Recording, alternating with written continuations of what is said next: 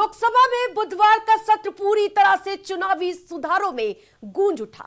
सदन से लेकर सोशल मीडिया तक सबसे ज्यादा चर्चा में रहे गृह मंत्री अमित शाह, जिन्होंने एसआईआर पर सरकार का पक्ष बेहद ही आक्रामक तरीके से रखा और साथ ही विपक्षी दलों पर सीधे तौर पर निशाने पर लेते हुए नजर आए केंद्रीय गृह मंत्री अमित शाह। शाह के भाषण ने न सिर्फ विपक्ष को कटघरे में लाकर खड़ा किया, बल्कि देशवासियों के सामने चुनावी पारदर्शिता की एक नई तस्वीर रख दी।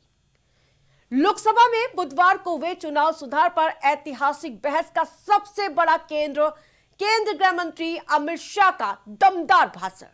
शाह ने एसआईआर के मुद्दे पर सरकार का पक्ष रखा और कहा, हम घुसपैठियों को देश में नहीं रहने देंगे। बयान सुनिए। मान्यवर, इन्होंने कहा कि एसआईआर आज क्यों हो रहा है। मैं इनको थोड़ा इतिहास और मान्यवर, एक नई फैशन हो गई है, इतिहास बताते हैं तो नाराज हो जाते हैं कि आप इतिहास मत बताइए। अरे भला कोई भी प्रक्रिया, कोई भी देश, कोई भी समाज इतिहास को छोड़कर कैसे आगे बढ़ सकता है। इतिहास कोई भी समाज का महत्वपूर्ण अंग है।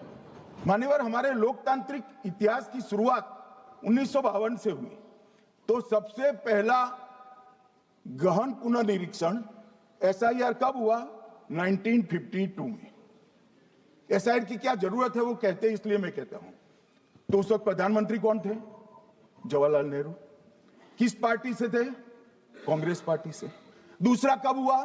1957 में। फिर जवाहरलाल नेहरू प्रधानमंत्री थे, कांग्रेस पार्टी से थे। तीसरा हुआ 61 में, उसमें भी जवाहरलाल नेहरू प्रधानमंत्री थे और कांग्रेस पार्टी थे। 65-66 में भी हुआ एक ही गहन पुनर्निरीक्षण, 2 साल में हुआ। उस वक्त भी श्री लाल बहादुर शास्त्री प्रधानमंत्री थे, कांग्रेस पार्टी थे। 83-84 में हुआ, इंदिरा जी थी। 87-89 में हुआ, राजीव गांधी थे। 92-93-95 में हुआ, नरसिम्हा राव थे। 2002 और 3 में हुआ, तब श्री अटल बिहारी वाजपेयी थे। मान्यवर, 2004 में गहन पुनर्निरीक्षण समाप्त हुआ, तब डॉक्टर मनमोहन सिंह जी प्रधानमंत्री थे। तो 2, 3, 4 का एक गहन पुनर्निरीक्षण हुआ, एसआईआर हुआ।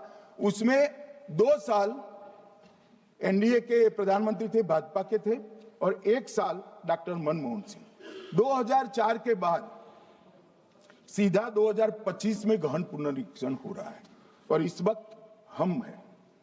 एक पूरा गहन पुनर्निरीक्षण एसआईआर की प्रक्रिया का आज तक 2004 तक किसी भी दल ने विरोध नहीं किया है। मान्यवर, अमित शाह ने दावा किया कि कांग्रेस और कई विपक्षी दल एसआईआर का विरोध सिर्फ इसलिए कर रहे हैं क्योंकि उनका असली एजेंडा अवैध घुसपैठियों को वोटर लिस्ट में बनाए रखना है।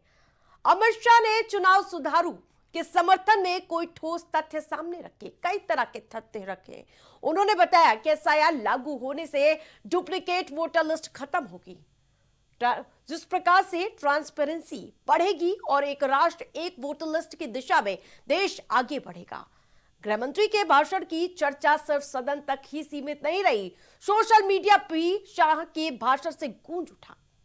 खुद प्रधानमंत्री ने ट्वीट कर अमित शाह की जमकर तारीफ कर दी है। अब आपको ट्वीट दिखाते हैं। प्रधानमंत्री नरेंद्र मोदी किस प्रकार से अमित शाह के भाषण के मुरीद हो गए। पीएम मोदी ने ट्वीट करते हुए लिखा, गृह मंत्री अमित शाह का भाषण बेहद ही उत्कृष्ट था। उन्होंने ठोस तथ्यों के साथ हमारी चुनावी प्रक्रिया के विभिन्न पहलुओं और हमारे लोकतंत्र की शक्ति को उजागर किया और विपक्ष के झूठ का पर्दाफाश करते हुए अमित शाह ने हर एक पहलुओं को सदन में रखा है। तो गृह मंत्री अमित शाह जिस प्रकार से कल आक्रामक नजर आ रहे थे विपक्ष पर, और उनकी कई क्लिप अब सोशल मीडिया पर छाई हुई हैं और जिसकी सराहना प्रधानमंत्री नरेंद्र मोदी ने बकायदा अपने ट्विटर हैंडल पर पोस्ट करके करी है। तो लोकसभा में बुधवार का दिन सिर्फ बहस का दिन नहीं था, यह दिन बना चुनाव सुधारों पर सरकार के कड़े और स्पष्ट स्टैंड का दिन। और अब पूरा देश देख रहा है कि एसआईआर पर होने वाली इस बड़ी बहस का नतीजा क्या रूप लेगा। लेकिन इतना तो तय है कि शाह के भाषण ने इस मुद्दे